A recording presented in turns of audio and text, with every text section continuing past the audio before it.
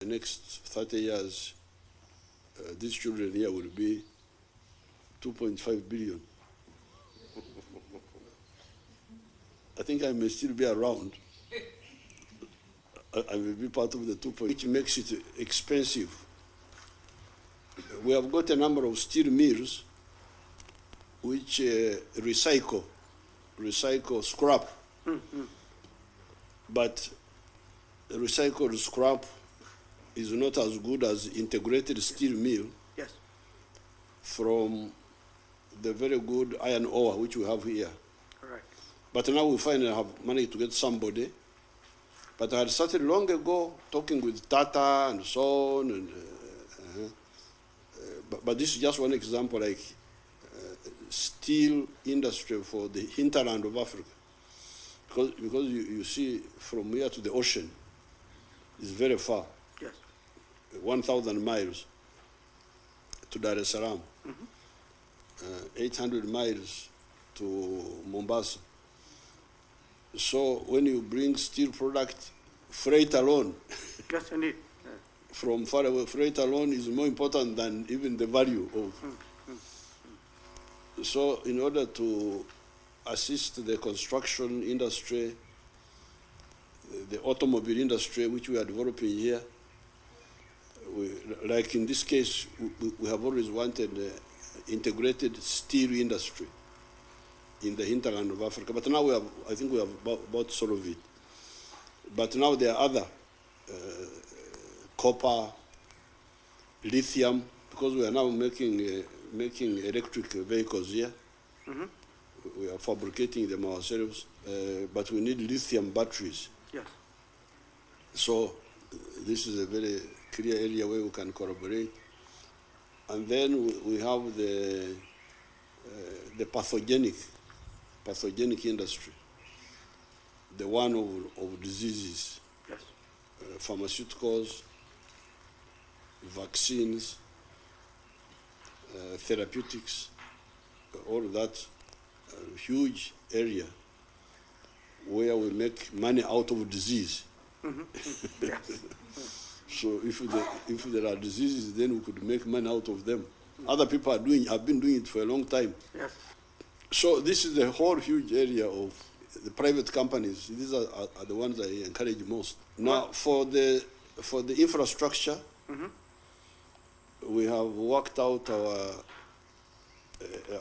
we are going to build a standard gauge railway to link with Tanzania and with Kenya, and also with South Sudan and with Congo. That's one big project. And then the hydro, the energy projects.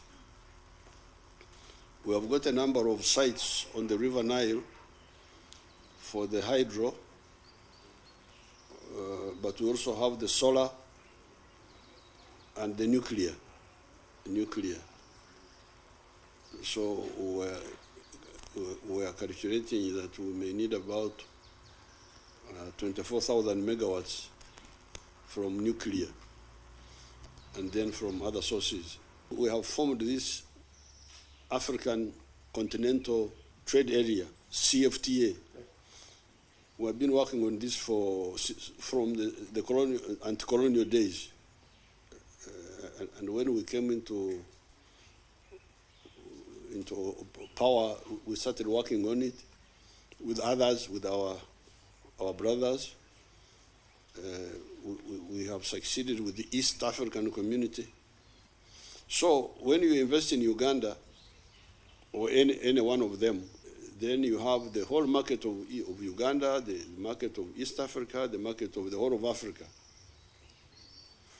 We have now overtaken India in population, because although Africa is 12 times bigger than India, until recently, India has been having a bigger population than Africa.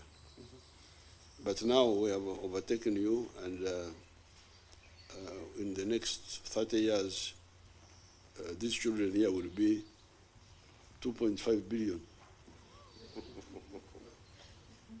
I think I may still be around. I will be part of the 2.5 billion.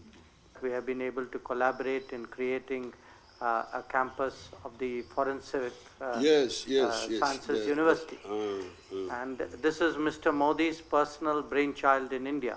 Yes. He started it himself when he was a regional head of the state. So it's something which will certainly resonate very strongly with him personally and with India. But we are also interested in expanding our cooperation, seeing other areas where we can be of mutual help, any projects which Your Excellency feels we can undertake, any way we can contribute to the development of your country. It will be a practical way of expressing our solidarity and friendship. Of the sectors that you mentioned, pharmaceutical is of course something where actually partly because of COVID, the sector has grown very much in the last 3 years. So Your Excellency is quite right that the disease and pathogens create value if you know how to do so. I know many of our pharmaceutical companies are looking for the right location in Africa, because finally medicine needs people. I mean, you cannot be very far away from people. Increasingly there is an element of local acceptance. Yes. I would say, Excellency, a lot of what you said I would be very happy to look at.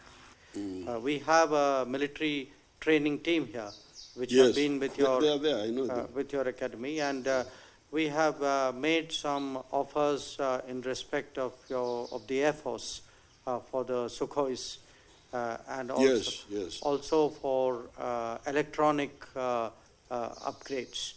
But we are becoming now quite a significant exporter of military equipment, especially, Excellency, you would find in many areas we'd be very cost competitive. Our equipment is very used for tough conditions because we operate in very tough conditions.